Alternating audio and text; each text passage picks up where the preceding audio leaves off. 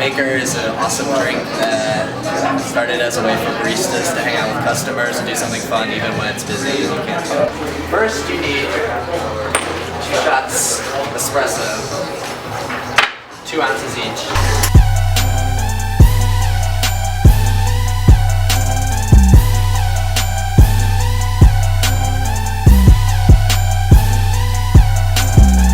While we're waiting on the shots, you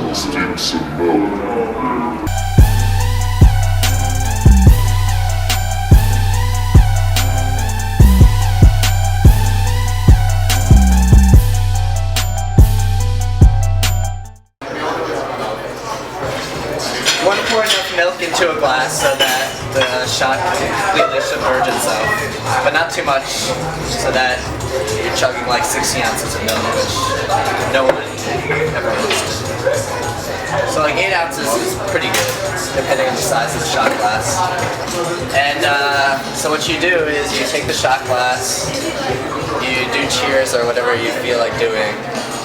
I don't like doing that, but you drop it in and then you chug it, which is pretty fratty, but you just kind of have to do it to grow out and embrace it. Ready? Alright, bro. Let's do this.